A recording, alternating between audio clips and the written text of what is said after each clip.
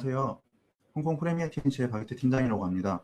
먼저 프리미어 TNC의 홍콩 법인 설립편 웨비나에 참석해 주셔서 감사드립니다. 당사에서는 홍콩, 싱가포르, 대만, 베트남, 말레이시아 및 두바이 등 국가로의 법인 설립 및 운영 관련하여 주기적으로 웨비나를 진행하고 있으며 다양한 주제로 유튜브 영상도 준비하고 있습니다. 오늘 준비한 웨비나는 보시는 목차 중 6, 7, 8번에 해당하는 내용에 대해 안내드릴 예정입니다. 홍콩은 지난 30년 이상 다양한 국가의 사업가들에게 글로벌 비즈니스를 운영할 수 있는 기반이 되어 왔습니다. 먼저 어떻게, 왜 홍콩이 그런 역할을 할 수 있었는지 그 원동력이 된 요소에 대해 알아보겠습니다. 홍콩 법인 설립을 결정하신 분들이 어떤 형태로 또 어떤 종류로 설립하셔야 하는지에 대해 알아보고 그에 맞는 은행 계좌 개설의 선택에 대해서도 함께 안내드리도록 하겠습니다. 첫 번째로 말씀드릴 주제는 Why 홍콩입니다. 홍콩이 어떤 이유로 전 세계 기업들에게 사랑을 받았고 글로벌 비즈니스를 운영함에 있어 어떤 이점이 있었는지에 대해 알아보도록 하겠습니다. 첫 번째로 국제경영대학원 IMD에서 매년 국가 경쟁력 순위를 발표하고 있습니다. 지난 2023년에는 덴마크, 스위스, 싱가포르 및 스웨덴 등의 국가를 이어 7위를 차지했습니다. 그만큼 홍콩이 경제 성과, 그리고 정부 효율성, 기업 효율성 및 인프라 분야에서 높은 경쟁력을 가지고 있음을 확인할 수 있습니다. 이에 다양한 기업들이 홍콩에 법인을 설립하시고 홍콩을 거점으로 한 다양한 이점을 누리셨습니다. 그 다음으로 아시아 최고의 금융시장이며 외국환 거래법과 같은 외환 규제가 없는 자유로운 금융 거래가 큰 장점 중 하나입니다. 홍콩은 한국과 같이 거래 증빙에 사전 제출을 통한 해외로의 송금 및 해외에서의 송금이 가능한 시스템이 아닙니다. 극단적인 예시로 하루에 1억 달러를 송금받으실 수도 있고 송금하실 수도 있는 국가입니다. 거래 투명성이 보장되고 있고 안정적인 법률 시스템을 제공하고 있는 부분도 장점입니다. 이제 홍콩은 중국을 빼고는 더 이상 설명할 수 없는 도시가 되었습니다. 중국 시장에 진출하시는 관문이 되고 있으며 홍콩 법인을 유지하고 실질적인 사업체를 운영하고 계신 법인에게는 중국 진출 시 홍콩과 중국 간의 FTA 협정인 세파 협정에 따라서 절세도 가능하시고 행정적인 간소함을 누리실 수 있는 이점이 있습니다. 세파 협정에 따른 혜택을 누리시기 위해서는 홍콩 법인의 단순한 페이퍼 컴퍼니 형태로는 불가능하시고 홍콩 내 실제 사무실과 직원 채용을 통한 정상적인 사업을 운영하고 계신 법인이어야 합니다. 이와 같이 중국 진출 시 세율적인 혜택을 포함한 많은 이점을 가지실 수 있습니다. 홍콩 법인을 통해 글로벌 비즈니스를 운영하실 경우에 기업의 이미지 상승 효과가 발생할 수 있습니다. 그리고 홍콩 법인 및 설립 및 운영의 가장 큰 장점 중 하나인 투명하고 효율적인 조세 환경과 세계 최저 수준의 낮은 세율을 보장하고 있습니다. 또 합법적인 절세와 법인세 면제를 통해서 기타 국가에서 비즈니스를 운영하시는 것보다 법인세율 측면에서 비교 우위를 가지고 있습니다. 또 홍콩은 철저한 시스템을 통해 지식재산권을 보호해드리고 있습니다. 홍콩 법인 설립에는 저희가 요청드리는 서류를 준비해 주시면 최소 2시간 이내 시간이 소요되고 있으며 통상적으로는 개인 주주면 1영업일, 법인 주주면 6영업일의 시간이 소요되고 있습니다. 이와 같이 홍콩 법인 설립 및 운영의 장점에 대해 설명드렸습니다. 간단히 중요한 사항 다시 한번 말씀드리겠습니다.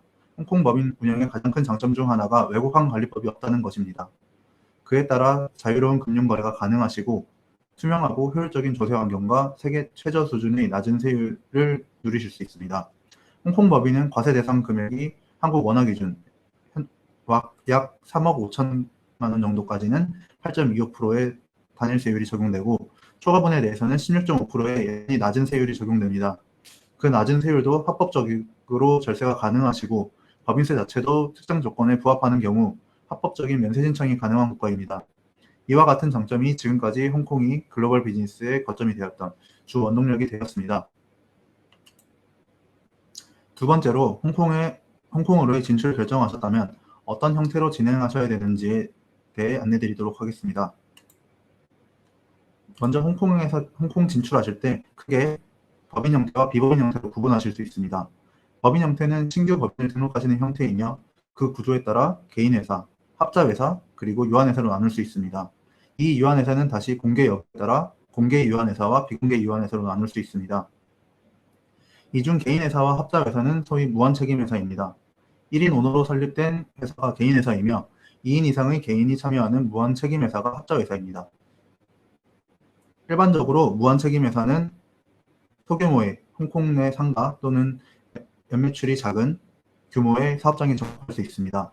물론 무한책임회사도 일반 법인이 할 수 있는 모든 영업활동을 할 수 있습니다. 다만 가장 큰 단점이라고 할 수 있는 게 무한책임이라는 명칭 그대로입니다. 법인의 경우 오너, 즉 주주분께서 출자하신 자본금에 대해서만 유한 책임을 가지시게 되는데 무한책임회사는 법리적인 소송 등에 휘말리게 될 경우 오너의 개인자산에도 영향이 갈 수 있으므로 큰 규모의 사업체에는 적합하지 않다고 할 수 있습니다. 또한 회사명에서도 구분이 되어 규모가 작을 것이라고 편견을 받을 수 있습니다. 법인은 유한책임을 뜻하는 리미티드로 회사명이 끝나는 데 반해 무한책임회사는 리미티드를 사용할 수 없습니다. 예를 들어 ABC 홍콩이라는 회사명을 결정하셨다면 무한책임회사는 그대로 ABC 홍콩이며 법인은 ABC 홍콩 리미티드로 구분됩니다. 거래처에서도 해당 내용을 통해 홍콩 사업체의 규모를 판단할 수 있습니다.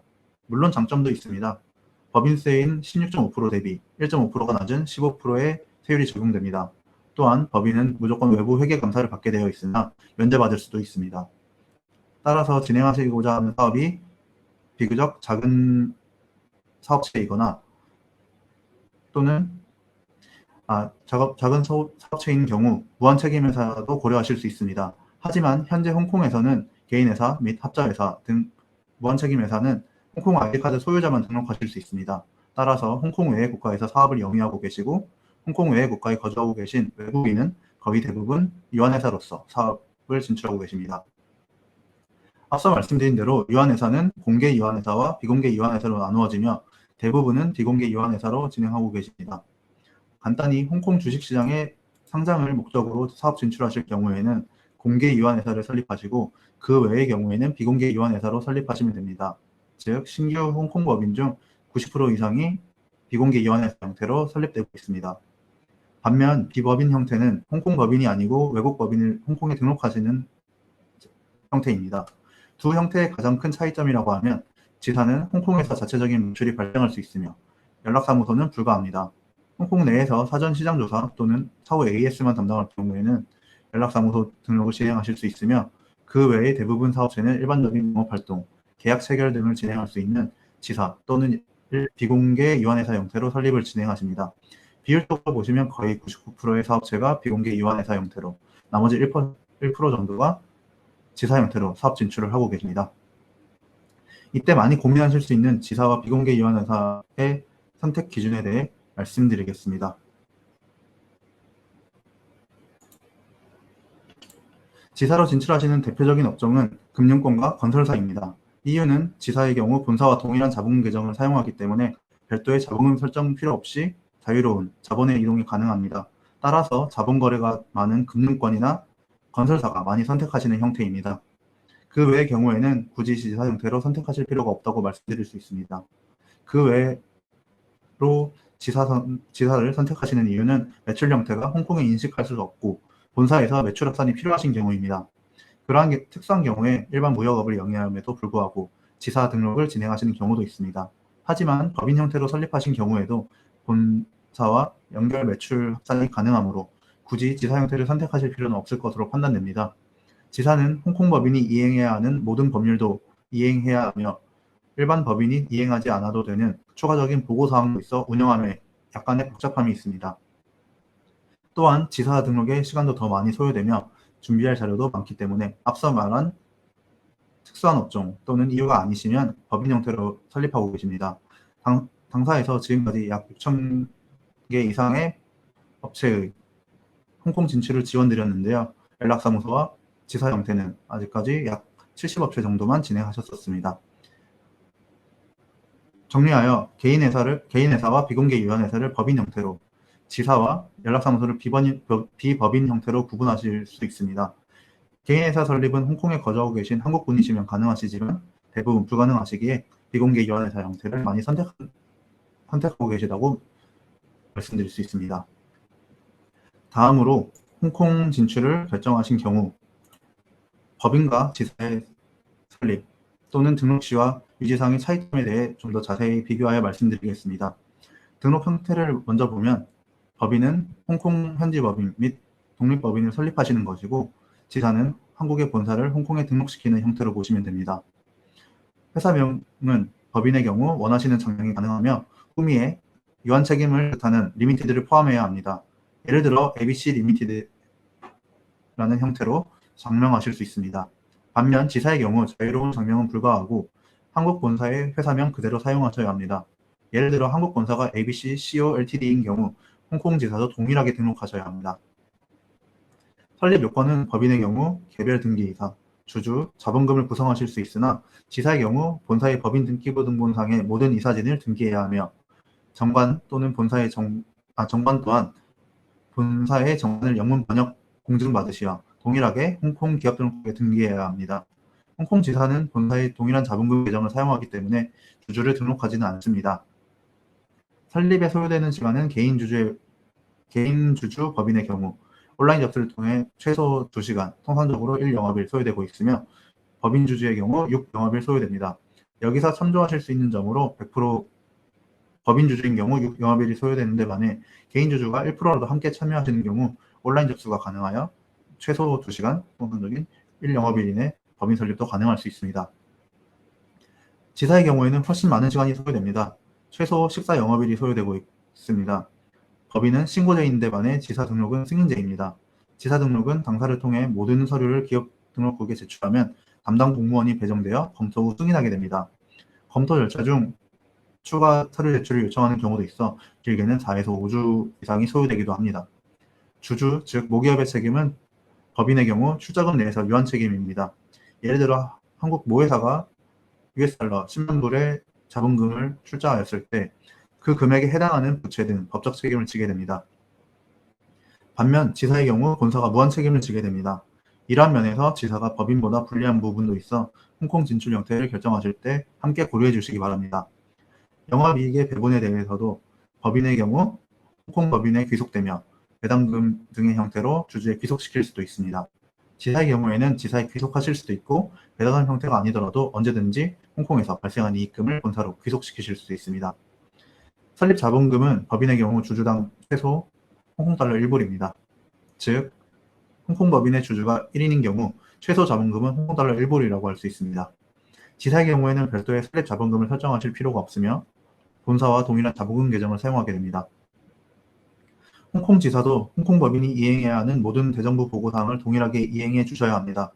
영갱신 업무, 결산, 감사, 세무보고 및 직원등록 보고 등이 있습니다.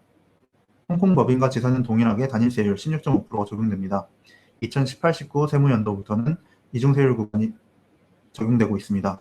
과세 대상 순이익 기준 홍콩달러 200만 불까지는 원화 기준으로 약 3억 5천만 원 정도까지는 표준세율 16.5%의 절반인 8.25%가 적용되며 초과분에 대해서는 16.5%가 적용됩니다. 홍콩 지사도 법인과 마찬가지로 매년 회계감사의 의무를 가집니다. 마지막으로 홍콩 회사 설립 절차에 대해 안내드리겠습니다. 앞서 말씀드린 대표적인 형태인 법인, 지사, 연락사무소로 구분하여 기본적인 자격 요건과 이행하셔야 하는 부분 등에 대해 정리드리겠습니다. 먼저 홍콩 현지 법인 설립부터 정리드리겠습니다.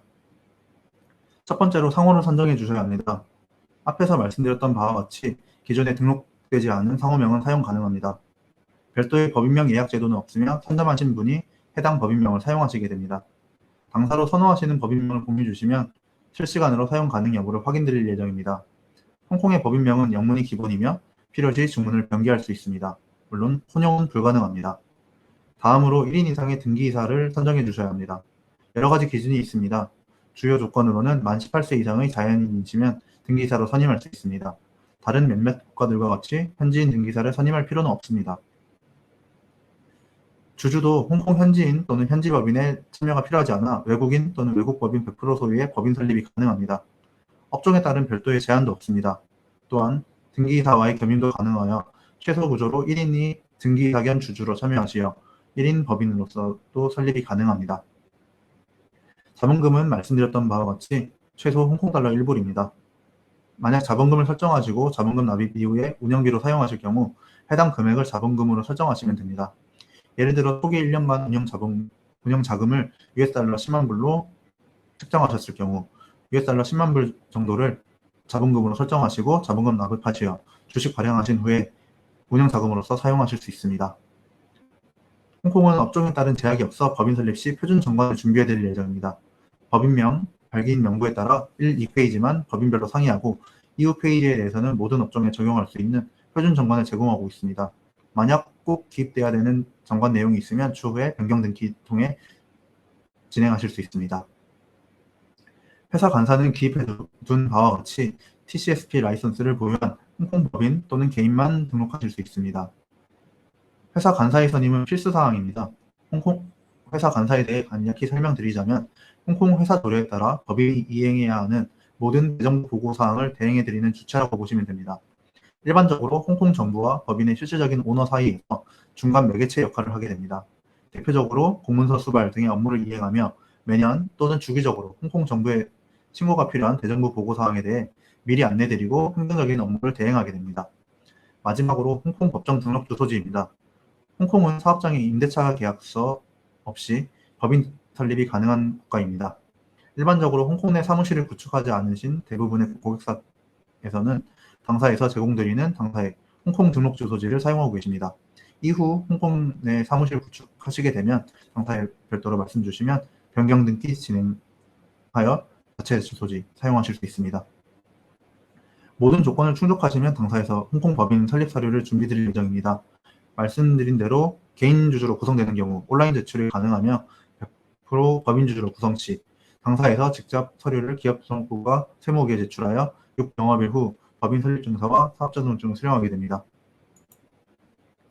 간단하게 순서를 정리드리겠습니다. 먼저 상호명을 실시간으로 확인드리고 앞서 안내드린 6가지 기본 정보를 취합하여 서류를 준비합니다. 그 후 기업등록국에 설립 신청 서류인 폼 NNC1과 법인 정관 등 제반 서류와 법인 등록 비용 등을 제출합니다. 개인 주주의 경우 최소 2시간, 법인 주주의 경우 약 6영업일 소요되어 법인 설립 증서가 발급됩니다. 설립 증서를 수령하여 홍콩 세무국에 폼 1B와 함께 관련 정부세를 납부하면 사업자 등록증을 발급받게 됩니다. 여기에서 설립 증서를 CI, 사업자 등록증을 BR이라는 약자로 부릅니다. 이와 같이 법인 설립 절차에 대해 정리드렸으며 이번에는 지사 등록 절차에 대해 정리드리겠습니다. 말씀드렸던 대로 지사 등록은 법인 설립과는 상이합니다. 먼저 상호는 본사와 동일하게 등록됩니다. 등기이사도 별도 설정은 불가능하며 본사와 동일한 등기 사진을 등록하게 됩니다. 자본금은 별도 설정하지 않으며 정관도 본사의 정관을 영문 번역 공증받아 그대로 등록하게 됩니다. 홍콩 지사장을 선임하셔야 됩니다. 홍콩 지사장은 홍콩 아이디카드 소지자만 가능하기 때문에 지사 등록 전에 지사장 선임이 불가능하신 경우 당사에서 명의를 제공드릴 수도 있습니다. 향후 지사장 선임이 완료되시면 변경 등기 진행하실 수 있습니다. 홍콩 법정 등록 주소지는 법인 설립 시와 마찬가지로 사무실 구축되지 않으신 시점까지는 당사에서 주소지를 제공드릴 수 있습니다. 향후 사무실 구축하시고 변경 등기 진행하실 수 있습니다. 지사 등록도 순서 간단히 정리해 보겠습니다. 동일하게 상호명의 실시간 확인 드리겠습니다. 모든 기초 정보와 자료를 취합하여 서류를 준비하게 됩니다. 그 후 기업등록국에 폼 NN1, 폼 MM1 등 제반 서류와 지사 등록 비용 등을 제출합니다. 소요시간은 최소 14영업일이 소요되고 있고 통상적으로 30영업일까지도 소요되고 있습니다. 평균적으로 한 달 정도 예상하시면 됩니다. 법인 설립과 비슷하게 등록 승인이 되면 지사 등록증 CR이 발급됩니다. 그 후에는 법인 설립과 동일하게 세무국에서 사업자 등록증을 발급받게 됩니다. 설립 절차만 생각했을 때 지사는 한 달 정도 소요된다는 부분이 가장 큰 차이라고 보시면 됩니다. 다음으로 연락사무소입니다. 연락사무소는 가장 간소화된 형태라고 말씀드릴 수 있습니다. 상호명은 본사와 동일하고 연락사무소장 선임하시고 홍콩 법정 등록 주소지는 법인 설립이나 지사 등록 시와 마찬가지로 사무실 구축되지 않으신 경우 당사에서 주소지를 제공드릴 수 있습니다. 연락사무소는 법인이나 지사와는 다르게 홍콩 기업 등록의 관리는 받지 않고 세무국의 관리만 받습니다. 바로 사업자 등록증을 발급받게 되며 매년 사업자 등록증 갱신만 진행하시면 됩니다.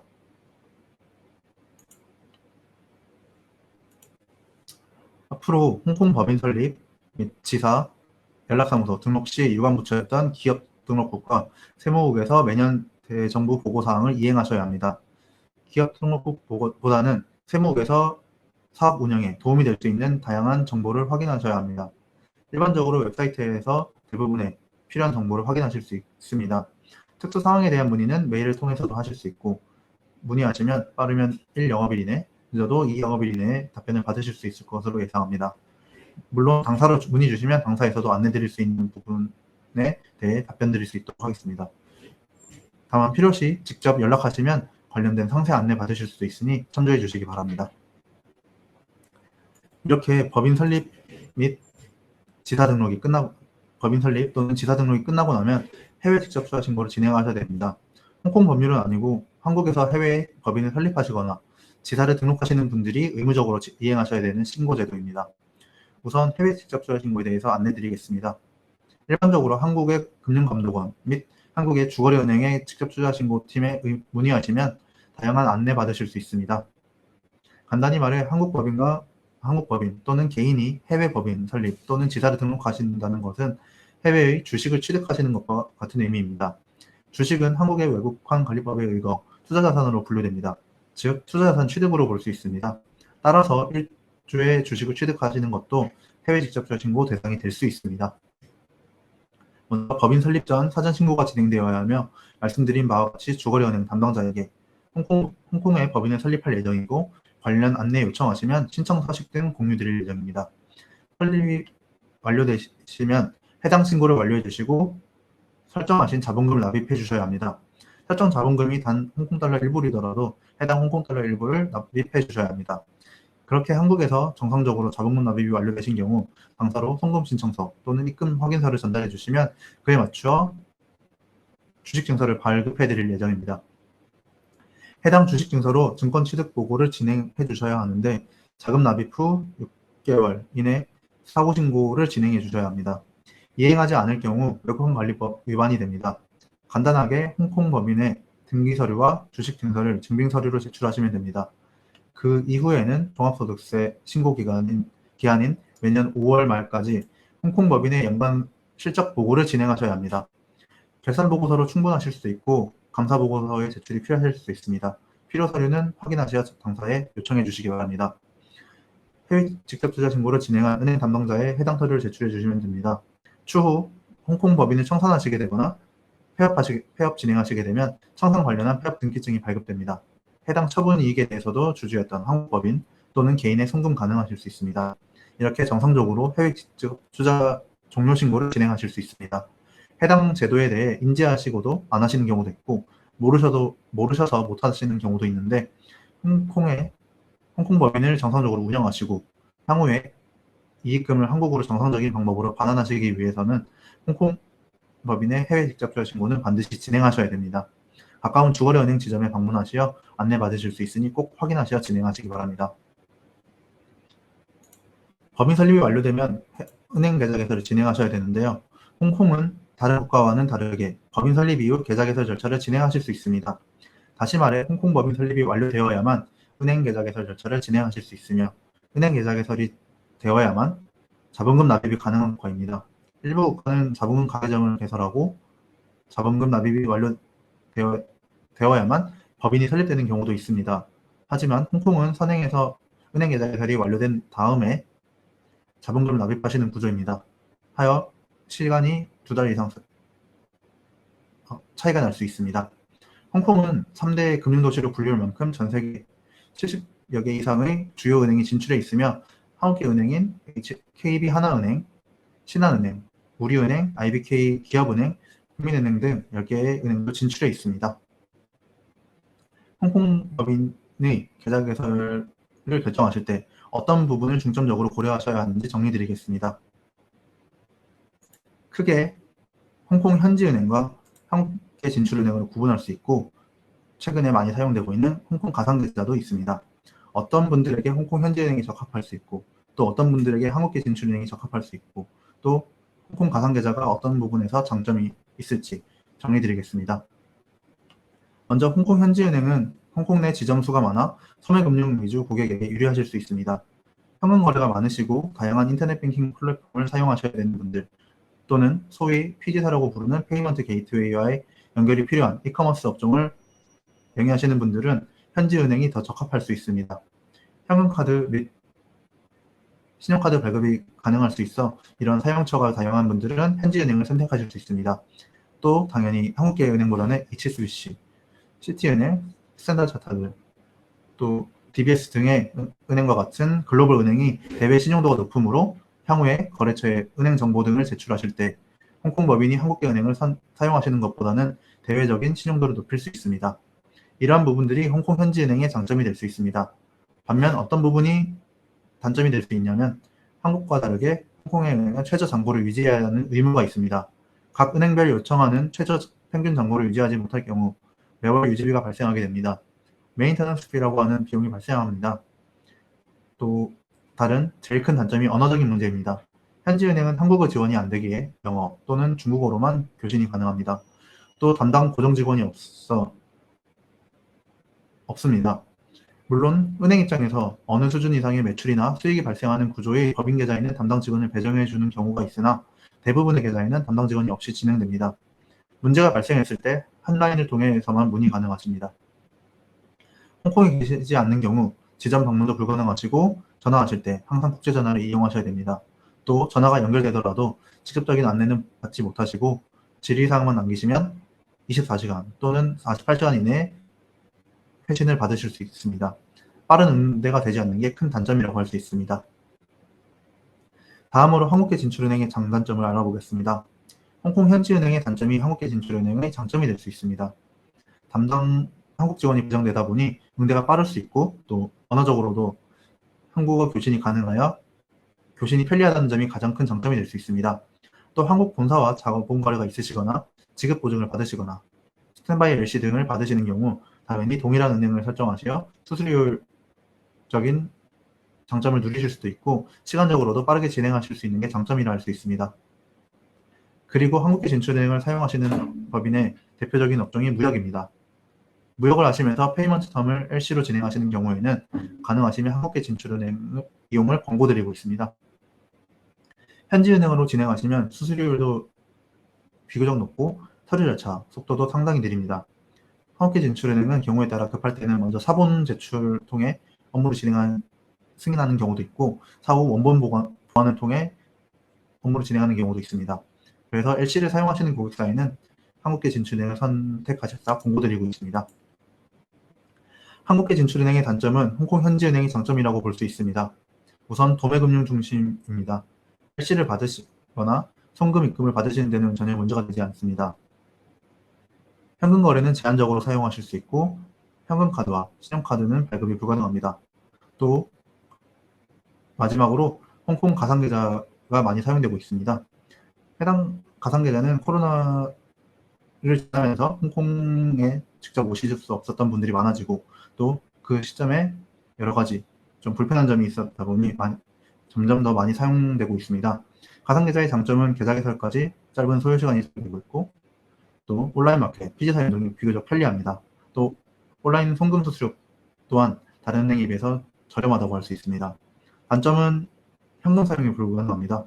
실제 점포가 없다 보니 수표 거래나 아니면 현금 거래가 불가능하시고 또 현금 신용카드 또한 발급이 되지 않습니다. 물론 최근에는 핀테크 업체에서 점점 해당 핀테크 업체에서 발행할 수 있는 카드가 발행되는 경우도 있습니다.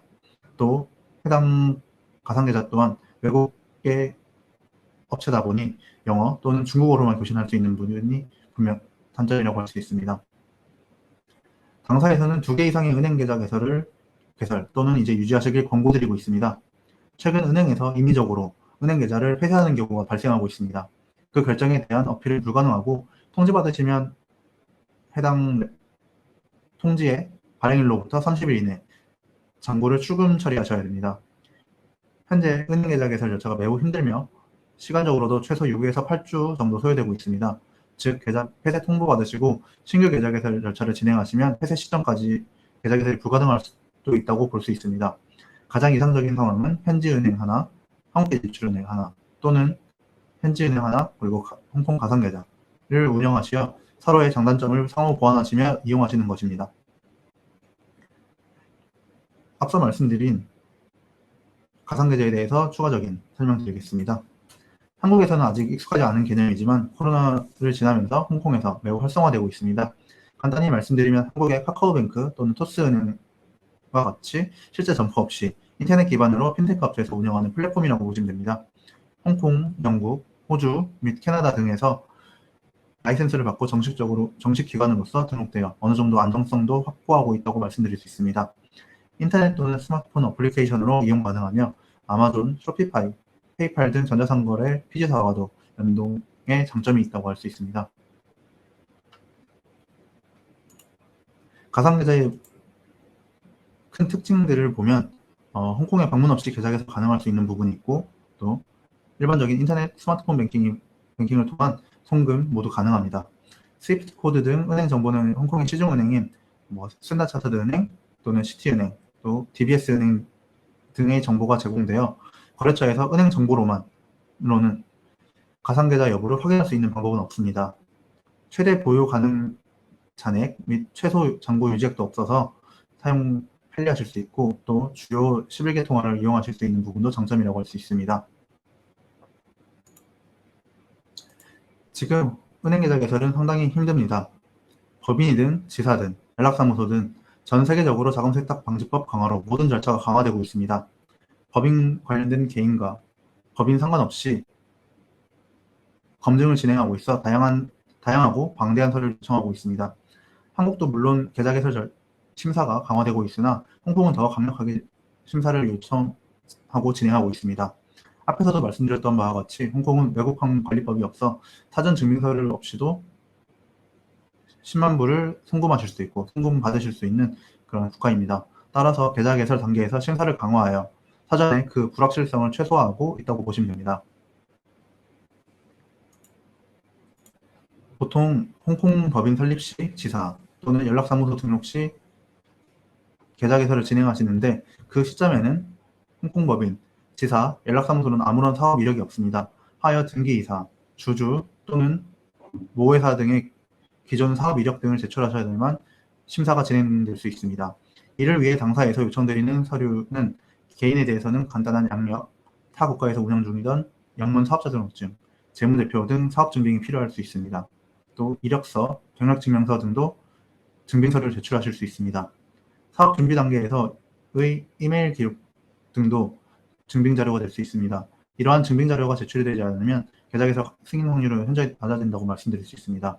하여 당사에서 여러 가지 서류들이 요청드릴 수 있습니다.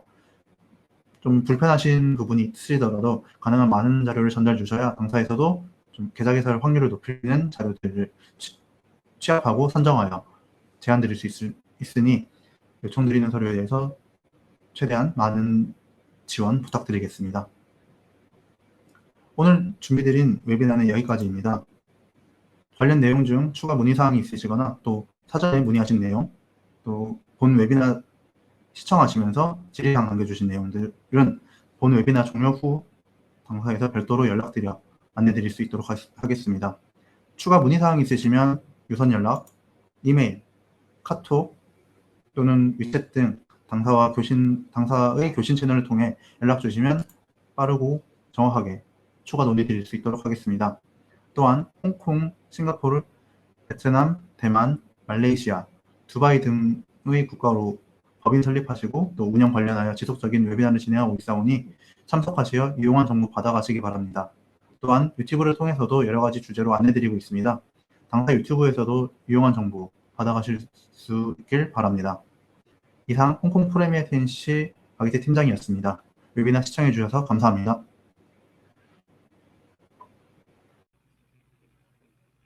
안녕하십니까. 홍콩 프리미어 TNC의 회계팀의 김민우 매니저입니다. 앞선 법인 설립 웨비나에 이어서 이번에 진행할 웨비나는 홍콩 회사의 운영 및 유지, 그리고 홍콩 조세제도에 대해서 안내해 드리도록 하겠습니다. 우선 홍콩 회사 운영 및 유지입니다. 해당 표는 홍콩의 법인을 설립을 하시게 되면 반드시 진행하셔야 되는 대정부 보고 사항들입니다. 회사 연례 보고와 사업자 등록증 갱신은 앞선 웨비나에서 말씀드린 내용이니 짚고 넘어가기만 하겠습니다. 회사 연례 보고와 사업자 등록증 갱신 모두 설립일자 기준으로 진행을 하시면 되는데요. 회사 연례 보고 같은 경우에는 소요기간은 접수 후 2영업일이면 신청이 완료됩니다. 정부세 같은 경우에는 정상적으로 회사 연례 보고를 신청을 하시게 된다면은 105 홍콩 달러로 비록 저렴하게 진행을 하실 수 있으나 만약에 설립 기자의 기준으로 지연돼서 신고를 하게 되신다고 하면은 3개월 이내에는 홍콩 달러 870 홍콩 달러, 그리고 그 다음 3개월은 1740 홍콩 달러, 그리고 그 다음에는 2610 홍콩 달러, 그 다음에 3480 홍콩 달러로 기하급수적으로 늘어나게 됩니다. 따라서 설립일자 기준 이내 보고 시점에 정상적으로 신청해 드리는 것을 권장해 드리고 있습니다. 구비하실 서류는 NAR1 서류이며 우리가 해당 기관은 홍콩 기업 등록국에 제출하시면 되겠습니다.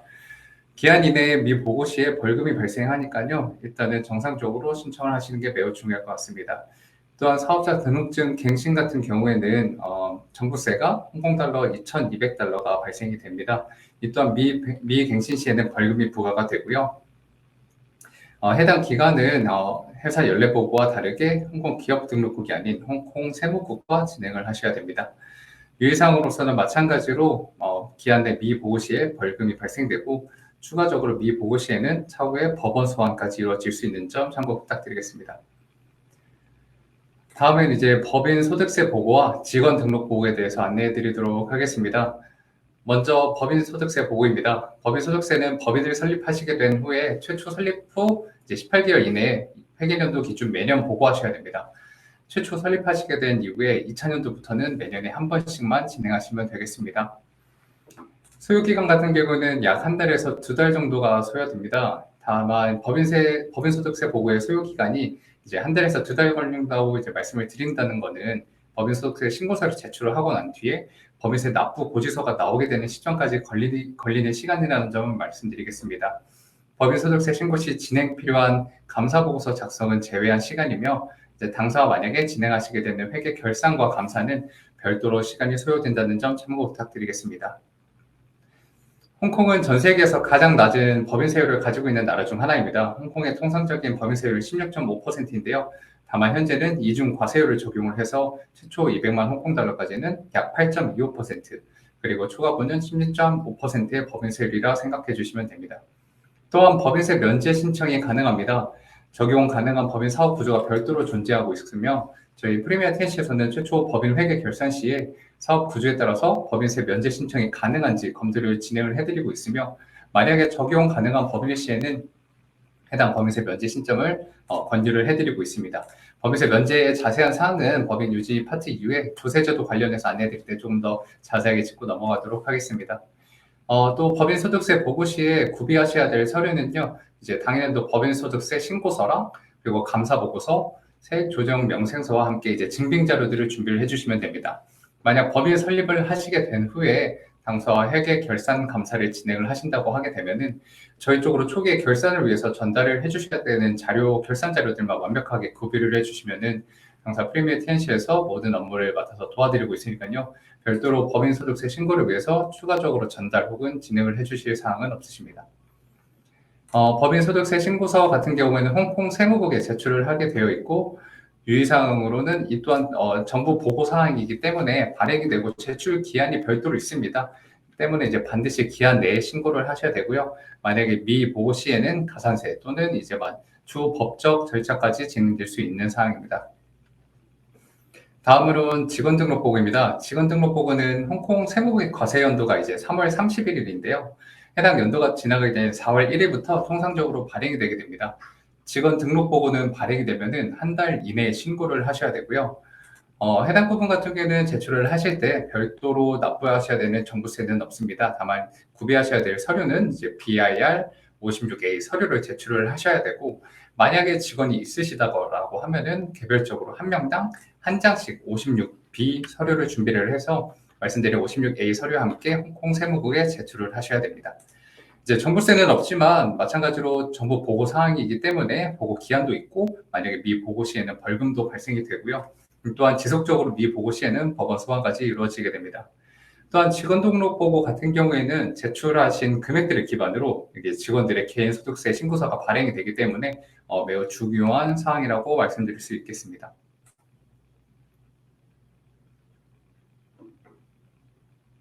네, 이제 앞서 말씀드린 대정부 보고 사항들을 조금 도식화를 해보았는데요.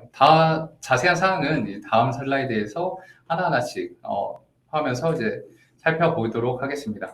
만약에 가정에서 2021년 1월 1일에 법인을 설립을 했다면은 우선 회계 연말을 설정을 해주셔야 되고요. 만약에 회계 연말을 12월 달로 설정을 해주셨다라고 하면은 2021년 1월 1일부터 12월 31일까지 그리고 이거를 회계연말로 결산보고서, 감사보고서를 작성해 주시면 되고요. 만약에 3월 31일로 작성을 하시게 된다고 하면은 21년 1월 1일부터 22년 3월 30일까지 약 15개월치를 1차 연도로 결산보고서와 감사보고서를 작성하시면 되겠습니다. 2021년 1월 1일 이후에 이제 매년마다 사업자 등록증 갱신과 연례보고를 진행을 하셔야 하기 때문에요. 22년도 1월 1일에 첫 번째로 사업자 등록증 갱신과 연례보고를 진행하시면 되고요. 그 이후에 2022년 4월 달에 직원 등록 보고가 발부가 되게 됩니다. 이제 한 달 이내에 신고를 하셔야 되고 그 이후에 개인소득세 용지가 발행이 되고 5월 31일까지 신고를 하시면 되겠습니다. 이후에 18개월 뒤에는 이제 2022년 7월 1일경이 되는데요. 이때 첫 번째 법인소득세 신고서 용지가 발부가 되게 되고요. 그 다음에 3개월 이내에 제출을 하시면 되겠습니다. 2차년도 같은 경우에는 매년에 1년에 한 번씩만 진행하시는 방식으로 하시면 되겠습니다. 네, 이번에는 앞서 말씀드린 도식화된 내용들을 조금 분할해서 하나하나 살펴보도록 하겠습니다. 우선 사업자 등록증 갱신과 연례보고 같은 경우에는 이제 1년에 한 번씩만 진행을 하시면 되니까요. 이번에는 법인 설립 일자를 2024년으로 가정을 한다고 하면은 둘 다 2025년 1월 1일 그리고 2차년도에는 2026년 1월 1일로 진행을 해주시면 되겠습니다. 다음에는 법인소득세 신고서인데요. 이제 3월 30일 회계연말이랑 12월 31일 회계연말을 좀 분리해서 주었고요. 우선 첫 번째로 3월 31일 회계연말입니다. 24년 1월 1일에 법인을 만약에 설립을 했고 회계연도를 3월 31일로 지정을 했다면은 신고기간 경우에는 24년 1월 1일부터 25년도 3월 31일을 1차년도 회계연말로 지정을 하시면 되고요. 이대로 법인소득세 신고를 진행하시면 되겠습니다. 앞서 말씀드렸다시피 법인 설립 이후에 18개월 뒤에 법인소득세 신고서가 발행이 되기 때문에 25년도 7월 1일경에 법인소득세 신고를 진행하시면 되겠습니다. 이후 2차년도의 경우에는 25년 4월 1일부터 26년 3월 31일을 2차년도로 법인소득세 신고를 진행하시면 되겠고요. 3월 말 회계연도의 경우에는 매년 11월 15일까지 신고를 진행하셔야 됩니다. 다음은 회계연도를 12월 31일로 연말로 지정하신 경우인데요. 설립일자가 동일하게 24년 1월 1일이라면은 첫 번째 회계연도 신고 기간은 24년 1월 1일부터 연말까지 24년 12월 31일까지로 이제 첫 번째 결산 보고서를 작성을 하시고 이제 법인세 소득 신고서를 진행하시면 되겠습니다. 1차년도는 동일하게 15년도 7월 1일에 법인소득세 신고서가 첫 번째로 발행이 될 거고요. 그 다음에 3개월 이내에 신고를 진행하시면 되겠습니다. 이제 2차년도 같은 경우에는 12월 말 법인은 8월 15일까지 법인소득세 신고를 진행을 하시면 되는데요. 이제 25년 1월 1일부터 25년 12월 31일을 2차 회계연도로 지정을 하셔서 감사보고를 작성하시고 내년도인 2016년 8월 15일까지 신고를 진행하시면 되겠습니다. 다음은 직원등록 보고입니다. 직원등록 보고의 경우에는 홍콩 세무국의 회계연도 일정을 좀 따르고 있는데요. 때문에 3월 30일까지인 2024년 1월 1일부터 2025년 3월 31일까지를 첫 번째 직원등록 보고 기간으로 두고 신고를 진행하시면 되겠습니다. 이후에 직원등록 보고서가 이제 4월 1일에 만약에 발행이 된다면은 2025년 4월 30일까지를 신고 기간으로 두시면 되겠고요. 두 번째 25년도 같은 경우에는 25년 4월 1일부터 26년 3월 31일까지를 기간으로 두시고 마찬가지로 4월 초에 이제 신고서가 발행이 되면은 직원등록 보고를 4월 말까지 하시면 되겠습니다. 그 다음에 이제 개인소득세 보고인데요. 개인소득세 같은 경우에는 동일하게 홍콩 세무국의 회계연도를 따르고 있어서 신고 기간은 24년 1월 1일부터 25년 3월 30일까지인데요. 다만 개인소득세 보고 같은 경우에는 통상적으로 직원 등록 보고가 마무리가 된 다음 달인 5월 달에 발행이 되고 있고요. 직원 등록 보고가 한 달만 늦춰진다고 생각하시면 되겠습니다.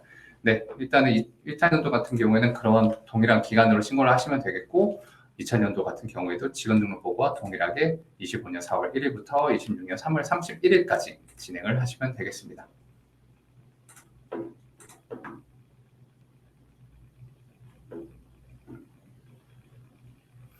네, 다음으로는 이제 대정부 보고 사항은 동일한데요. 앞서서는 홍콩 법인에 대해서 말씀을 드렸다면은 이번에는 홍콩 지사에 대해서 말씀을 드리겠는데요. 이제 사실 홍콩 지사 같은 경우에는 홍콩 법인과 큰 별다른 변경 사항이 없습니다. 대정부 보고 사항은 동일하고요. 회사 연례 보고, 사업자 등록증 갱신 또한 매년마다 진행을 해주셔야 되는 거고요. 정부세랑 발생되는 비용 또한 동일합니다. 법인소득세 보고 같은 경우에도 1차년도의 경우에는 18개월 이내에 진행을 하셔야 되고요. 소요기간도 1, 2에서 2개월, 그리고 법인세 발생 경우에도 초기 200만 달러까지는 8.25%, 이후 구간은 16.5%의 법인세가 발생이 되고요. 동일하게 법인세 면제 신청이 가능합니다. 홍콩 세무국에 제출을 하는 것도 동일하고요. 구비하는 서류 또한 홍콩 법인과 동일합니다. 직원 등록 보고 또한 용지 수령 후에 한 달 내에 보고하셔야 되는 점도 동일하고요. 법인과 매우 동일하니 이 점은 참조해 주시면 감사하겠습니다.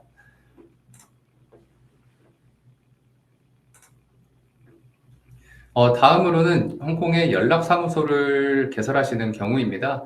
연락사무소 같은 경우는 통상적으로 법인 사업 명의를 위한 활동들을 진행하지 않고 있기 때문에 별도의 세무보고를 진행하실 필요는 없으십니다. 이제 사업자 갱신은 진행을 하셔야 되지만요. 네, 다만 예외적인 상황으로 만약에 세무보고를 안 하신다고 하시더라도 사무실에 채용된 대표자나 직원들이 만약에 있으시다면은 그분들에 대한 개인소득세 신고는 의무사항이라는 점 참조하시면 되겠습니다. 네, 다음 파트입니다. 다음 파트로는 홍콩의 조세제도에 관해서 안내해 드리도록 하겠습니다. 네, 이제 차트에서 보실 수 있는 것처럼 홍콩은 세계에서 가장 낮은 법인세율을 자랑하는 나라 중 하나입니다. 한국과 비교해서 7.5% 정도 낮고 가장 낮은 국가 중 하나로 손꼽히는 싱가포르와도 0.5% 법인세율이 낮습니다. 홍콩으로 이제 수많은 기업과 법인이 몰리는 것은 바로 이제 기업 친화적인 법인세율이라고도 말할 수 있을 것 같습니다. 이제 앞서 말씀드렸다시피 홍콩은 18년도, 19년도를 기준으로 해서 기존의 단일 세율로 적용을 하고 있던 거를 2단계 법인세 제도로 운영을 하고 있고 현재까지도 유지되고 있습니다. 다음은 홍콩 조세제도의 개요인데요. 홍콩은 통상적으로 홍콩 원천에서 발생한 소득들에 대해서만 세금을 부과를 하고 있습니다. 이제 홍콩 내에서만 발생한 것들을 말하고 통상적으로 속지주의 과세 방식이라고 일컫고 있습니다. 이제 이 소득의 원천이 홍콩 세무부에서 과세 여부를 결정하는 중요한 요소로 작용을 하고 있습니다. 사업이 홍콩 내에서 이루어졌는지, 홍콩 내에서 재화의 입출입이 있었는지, 공급하고 있는 서비스가 홍콩 내에서 이용이 가능한지 이런 여부들을 종합적으로 판단해서 법인세를 부과를 하고 있습니다. 또한 홍콩은 비과세 항목들이 다양하고요. 그리고 또한 단순한 조세 체계에 의해서 전 세계에 투자 가장 매력적인 나라라고도 할 수 있겠습니다. 또한 낮은 법인세율과 많은 비과세 항목들 외에도 현재로서는 지금 홍콩이 많은 국가들과 이중과세 방지 협약을 현재 맺고 있음으로써 납세자의 조세 부담을 현재 낮추고 있습니다. 예를 들어서 홍콩 법인이 한국 법인과 거래 중에 어느 한 부분에 대해서 한국에 원천세를 납부를 하게 되었다면 현재 한국과 홍콩은 이중 과세 방지 협약을 맺고 있습니다. 따라서 납부한 원천세 부분에 대해서 홍콩 법인이 법인세 고지서를 발부받고 법인세 신고를 할 때 특정 외부 납부세 공제를 받으실 수 있습니다. 네, 그리고 오른쪽에 보시는 표를 보시면요, 이제 세금 종류에 따른 과세와 비과세를 좀 분류를 해보았는데요. 과세 대상으로는 앞서 말씀드렸다시피 이제 기존 단일 세율로 법인세를 부과를 하고 있다가 18, 19년도 과세연도부터 이중세율을 적용하고 있는 법인세가 있겠고요. 또한 개인들의 근로소득에 대해 부과하고 있는 개인소득세, 부동산의 임대소득에 대해서 부과하고 있는 재산세와 임대, 판매, 이제 부동산, 주식 양도나 또 이외에도 등기나 서류 업무들이 진행될 때 발생되는 인지세가 있습니다. 또 기타적으로는 예를 들어서 공항 출국세나 도박세, 자동차 등록세, 법인 등록세 등이 있습니다. 다음은 비과세입니다. 첫 번째로 가장 특징적인 조세 제도가 우선 원천 징수 제도가 없습니다. 이제 급여 같은 부분이나 이제 법인 사업 진행하실 때 발생되는 매출 매입에 있어서도 원천 징수 제도가 없습니다. 이제 단 일부분 예외적으로는 로열티나 아니면 홍콩 내에서 연예인이나 예술가, 가수, 운동선수 등 해당 대상자들한테 수임료를 지급을 할 때는 부분적으로 납부하셔야 되는 원천 징수 제도를 채택을 하고 있습니다. 이제 이외에도 한국이나 싱가포르에는 있는 이제 부가가치 제도는 홍콩에 없고요. 금융소득으로 부를 수 있는 이자소득세랑 배당소득세 또한 없고, 양도세, 증여세, 상속세, 부동산세도 없습니다. 관세도 없다고 말씀을 드릴 수 있는데요. 또 단 예외적인 품목들에 한해서는 현재는 부가관세가 부과가 되고 있습니다. 뭐 예를 들어서 주세, 담배세, 유류세 등등 일부 품목에만 부과를 하고 있습니다. 또한 특정한 나라에만 존재하고 있는 소비세 또한 없습니다. 홍콩에는. 네, 이제 앞서 말씀드린 세금 종류에 있어서 이제 뭐 사업소득세나 개인소득세 그리고 이 부분에 관해서 조금 자세하게 말씀을 또 드릴 예정입니다.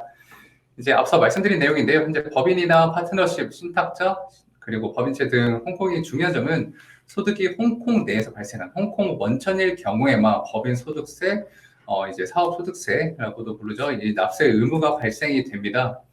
다만 법인 운영을 하시다가 진행하시는 뭐 배당금이라든지 자본이득, 외국 원천 소득 등에서는 법인세 면제 신청이 가능합니다. 또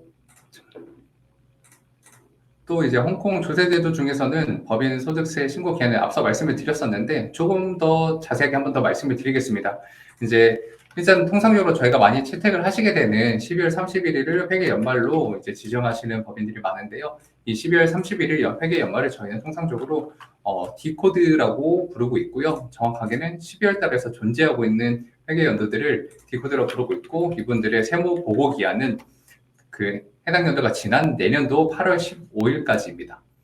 그리고 다음으로는 1월 1일부터 3월 31일까지 이제 홍콩 세무국의 회계연도를 따라가는 3월 31일로 지정을 만약에 하시게 되면은 이분들은 저희가 M코드라고 부르고 있고요.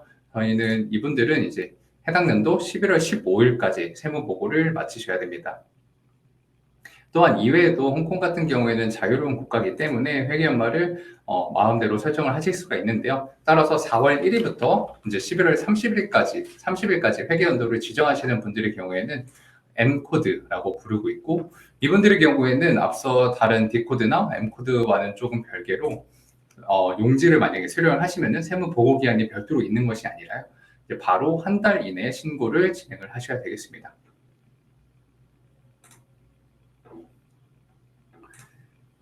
네, 사업소득세 계속 이어가겠습니다. 이제 홍콩 같은 경우에는 한국과는 조금 다른 세금 제도가 있는데요. 홍콩에는 법인세 납부하실 때는 이제 선납세금 납부 제도라는 것이 있습니다. 홍콩 세무局은 이제 각 법인이 사업을 진행을 하고 세금이 만약에 발생이 되면은 이년도도 이만큼 발생이 될 거다라고 추정을 해서 이기년도의 세금을 한 번에 납부하는 방식을 채택을 하고 있습니다. 해당 선납세금 납부 제도는 법인 설립 이후에 세금이 만약 발생이 되면은 이제 폐업 전까지 유효한 제도입니다.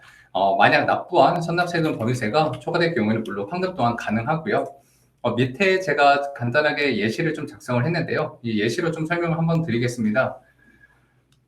왼쪽부터 시작을 하게 되면은 만약에 1차년도에 법인세액이 10,000 홍콩달러가 발생이 되었다고 하면은 홍콩 세무국에서는 이제 2000년도에도 동일한 소득이 발생이 될 거라고 간주를 하게 하고요. 이제 동일하게 10,000 홍콩달러를 2000년도에 대한 선납세금으로 부과를 하게 됩니다.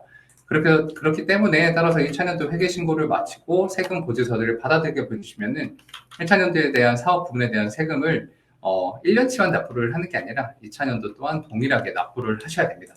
그래서 1차년도에 10,000 홍콩달러와 2차년도 선납세금 10,000 홍콩달러를 합산해서 1년 차에는 총 20,000 홍콩달러를 납부를 하시면 되겠습니다.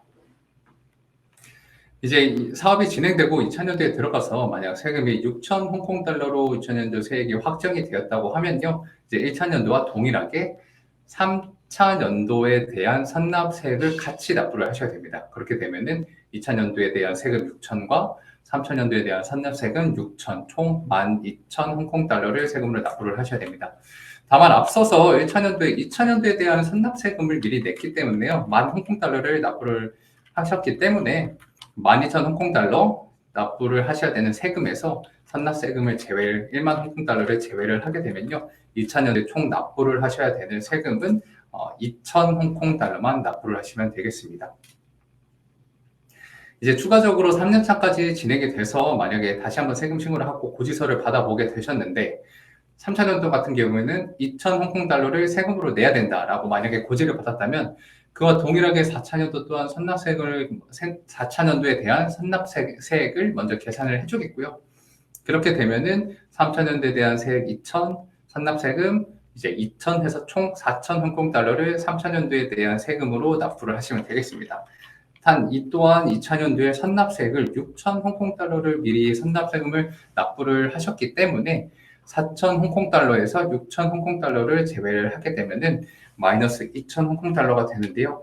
해당 연도에 대한 이제 3차 연도는 세금을 오히려 납부를 하셔야 될 게 아니라 2,000 홍콩 달러를 환급을 받으시게 되는 점 참고하시면 되겠습니다. 네, 이제 법인세 면제 제도입니다. 앞서 말씀드렸다시피 홍콩은 속지주의 과세 원칙을 채택해서 홍콩 외에 발생한 수입의 경우에는 법인세 면제 신청이 가능합니다. 이제 이 또한 다양한 사역 분야에서 신청이 가능하고요. 다만 신청하기에 앞서서 몇 가지 기준이 있는데요. 그 중에 가장 큰 기준이라고 저는 말씀드리고 싶은 게 홍콩 법인의 매출의 발생처가 무조건적으로 홍콩 이외의 지역에서 발생을 해야 되고요. 또한 홍콩 내 직원이나 이제 사무실에 없을 경우에만 신청이 가능한 제도입니다. 예를 들어서 뭐 사업 구조 중에서 뭐 삼국 간 무역을 하시는 중개무역 아니면은 기타 용역 자금을 홍콩 이외 지역에서 수령하는 홍콩 법인의 경우는 신청을 가능하고요. 또 법인세 면제 신청의 가장 큰 특수성 중에 하나는 법인세 면제 신청 제도를 한 번만 신청을 하시고 이게 일회성으로 끝나는 것이 아니라 매년 법인세 신고를 진행을 하실 때 해당 사업 내용이 어떤 부분에 대해서 법인세 면제 제도 적용이 가능하다라고 하면은 이제 매년 신청을 하셔야 됩니다. 법인세 신고를 하실 때 같이 신청을 하셔야 됩니다.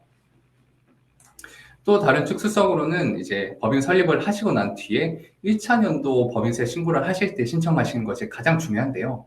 이제 통상적으로 사업의 경우에는 법인을 설립을 하시고 법인의 사업 구조가 크게 변경이 되지는 않기 때문에 만약에 1차 년도에 법인세 면제 신청을 진행을 하시고 그 다음에 확정을 받게 되신다면은 이후 2차 년도 부분에 있어서는 사업 내용이 크게 변하지 않는 이상 큰 무리 없이 승인을 받으실 수 있습니다. 근데 이제 반대로 말씀을 드리면은 1차 년도 이외에 신청을 하시게 되면은 승인 받으실 수 있는 그런 가능성이 매우 희박합니다. 다만 이제 이게 가능성이 없는 것은 아닌데요. 다만 이제 홍콩의 법정 의무 기록 보관 연수가 총 7년입니다. 그래서 만약에 1차 년도 이외에 신청을 하시게 된다면은 과거 7년치분의 증빙 자료를 홍콩 세무국이 모두 요청할 가능성이 매우 높고요. 그리고 모든 사업 내용에 대해서 하나하나 증빙 자료를 요청을 하게 되니 이제 매우 힘든 작업이 될 거라고 예상이 됩니다.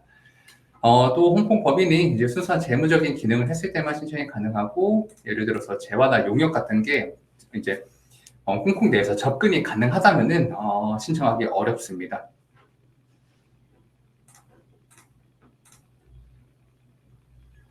네, 다음으로는 개인소득세에 대해서 좀 자세하게 말씀드리겠습니다. 개인소득세는 홍콩에서 개인이 벌어들인 모든 소득들에 대해서 개인 납세 의무가 존재하고 있습니다. 다만 개인소득세 납세 의무를 판명하는 기준은 이 또한 거주자인지를 우선은 파악을 해야 되는데요. 만약에 홍콩에서 벌어들이신 소득이 있으시더라도 60일 체류 기간을 홍콩에서는 거주자로서 좀 기준을 두고 있는데 체류 기간이 있는지 없는 데에 대해서 좀 다르게 판명이 됩니다. 만약에 고용의 원천지, 소득의 원천지가 모두 홍콩이어도 홍콩이고 홍콩 내 체제 기간이 만약에 60일 이상일 경우에는 개인소득세 납세 의무가 존재하시고요. 다만 똑같이 고용의 원천지가 홍콩이고 홍콩 내 체류 기간이 60일 이하일 경우에는 이게 비거주자로 판명이 되어서 홍콩에서 고용이 이루어졌다 하더라도 개인소득세 면제 신청이 가능하십니다. 또 홍콩 같은 경우는 앞서 말씀드린 조세제도 중에 좀 원천징수 제도가 없기 때문에 한 달에 한 번씩 이렇게 신고를 하시는 게 아니라 1년치를 5월에 발행되는 개인소득세 용지를 통해서 한 분만 신고를 진행하시면 되겠습니다.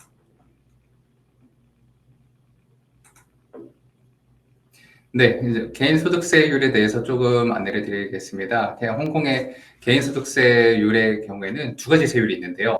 이제 표준세율 15%를 적용해서 분리과세를 진행을 하시거나 아니면은 구간별 세율을 적용하는 누진세가 있습니다. 만약에 둘 다 선택을 가능하신 상황이라면은 그 중에 낮은 세액을 최종 과세 세율로 적용하셔서 납부를 진행하시면 되겠습니다.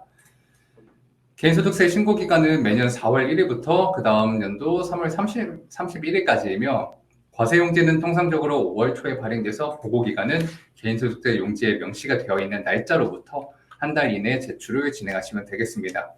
한국과 마찬가지로 홍콩도 개인소득 공제액이 존재하는데요.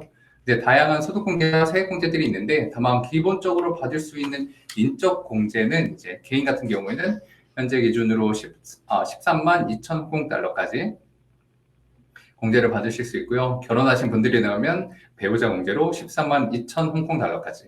그리고 만약에 미성년자 자녀나 아니면 대학생 자녀가 있는 경우에는 자녀 한 명당 인당 공제액이 13만 홍콩달러로 적용이 가능합니다. 그래서 만약에 오른쪽에 보시는 것처럼 만약 4인 가족이 있으시고 이제 자녀분들이 두 분 있으시면은 두 분 다 모두 미성년자 자녀나 대학생 자녀라면 공제를 적용받으실 수 있고 그렇게 되면은 4인 가족의 기본 공제액은 총 홍콩달러로 52만 4천 달러가 되겠습니다. 그리고 이제 앞서 말씀드린 세율 중에 표준세율 같은 경우에는 두 가지 세율 중에 이제 첫 번째 표준세율 같은 경우에는 15%라고 말씀을 드렸는데요. 지금 같은 경우는 이제 23년, 24년 과세연도까지만 해당 요율이 적용이 되고요. 그리고 24년도, 25년도부터는 이제 그대로 15%로 적용이 되지만 최신 버전으로는 500만 홍콩달러 초과분의 경우에는 표준세율을 16% 적용해서 이제 이중세율 적용을 진행을 하게 될 예정입니다. 누진세의 경우에는 이제 나와 있는 표대로 5만 이하 홍콩달러의 경우에는 2%, 그 다음 5만까지는 6%, 그 다음 5만은 10%, 14%, 초과 금액은 그 이상의 초과 금액은 이제 17%로 적용이 되게 됩니다.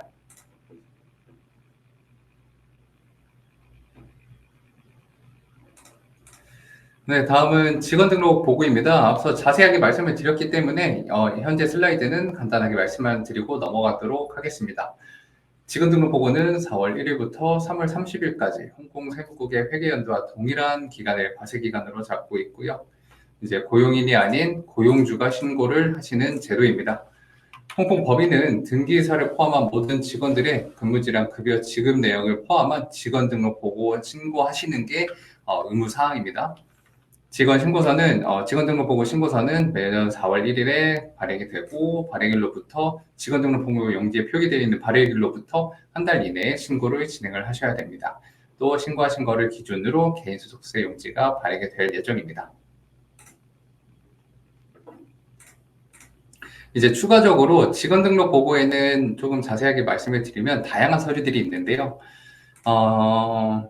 이제 앞서 말씀드렸다시피 홍콩 대정부 보고사항에서 직원 유무와 상관없이 기본적으로 제출을 하셔야 되는 IR56A 서류가 있고요. 이후에 직원들이 만약 있으시다라고 하면은 56B 서류에 상세한 급여 내역, 인적 사항들을 기재하셔서 직원 한 명당 한 장씩 작성하셔서 제출을 하셔야 됩니다. 그 다음으로는 IR56E라는 서류가 있는데요. 만약에 직원을 과세기간 내에 신규 채용을 하시게 되면은 채용 후 3개월 이내에 56일 서류를 준비하셔서 단건으로 제출을 하셔야 됩니다. 작성을 하실 때 작성 내용은 56B와 동일합니다. 이제 만약에 채용 이후에 홍콩 세무 회계 기간 중 퇴사를 하시는 직원이 만약 있으시다면은 이제는 56F 서류를 준비하셔서 제출을 하셔야 되는데요.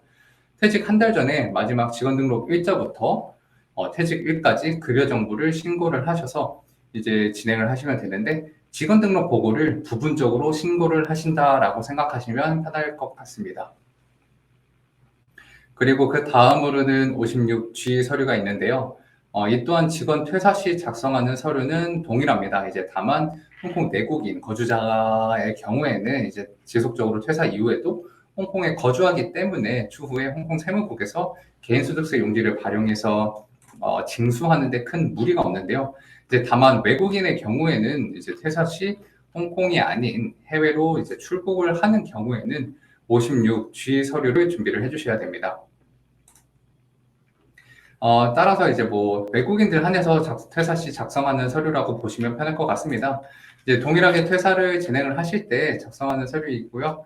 이제 고용인이 물리적으로 홍콩을 떠나실 때 작성을 해주셔야 됩니다.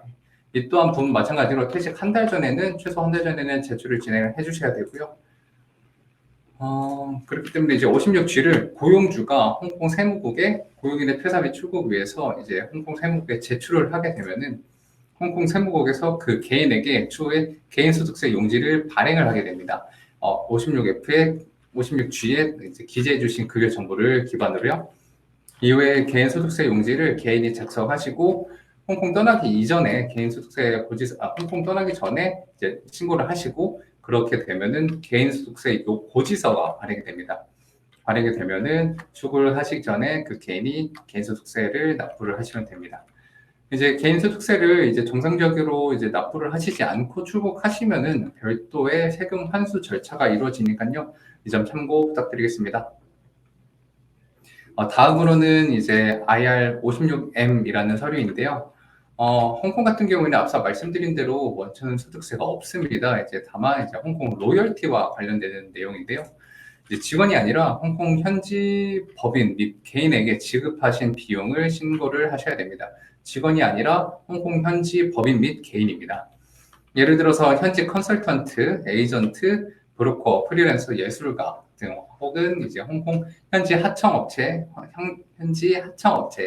이제 특정 금액 이상을 지급하셨다면은 IR56M 서류를 통해서 지급하신 내용을 반드시 신고하셔야 됩니다.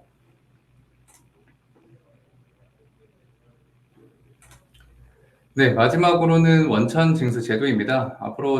앞서 이제 조세 제도 말씀을 드릴 때 원천 징수는 비과세 항목으로 들어가서 진행되지 않는다 그랬는데 이제 부분적으로만 있다고 말씀을 드렸었습니다. 원천 징수의 전제 조건은 급여, 배당금, 이자 등 원천 징수는 없으나 단 거주자에 한해서입니다. 비거주자에 대해서 로열티나 이제 사용료, 공연료를 만약에 지급을 하신 경우에는 원천세를 징수를 하셔서 이거를 홍콩 세무국에 납부를 하셔야 됩니다. 예를 들어서 비거주자에게 지급한 로열티 같은 경우에는 현재는 과세 표준의 4.95%를 적용해서 징수하시고 납부를 하셔야 되고요.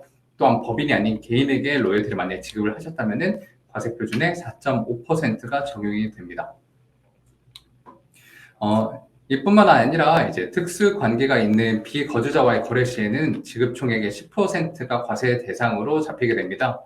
예시로 들어서 만약에 특수 관계자가 아닌 대상에게 100원을 지급을 만약에 하셨다면은 4.95%인 4.95원을 원천 징수를 진행하시면 되겠고요. 만약에 타 국가 지사에게 홍콩 법인도 있고 한국 법인도 있는데 이제 타 국가 지사에게 홍콩 법인이 한국 법인에게 금액을 지급을 하였다면 이전거래 등으로 발생한 로열티 금액 등에서는 만약에 100원을 그대로 지급을 하셨다라고 하면은 이제는 과세 표준은 10%인 100원 중에 10원이 과세 대상이니까요. 이 점 잘 파악하셔서 원천 징수하시고 정상적으로 홍콩 세무국에 납부하시면 되겠습니다.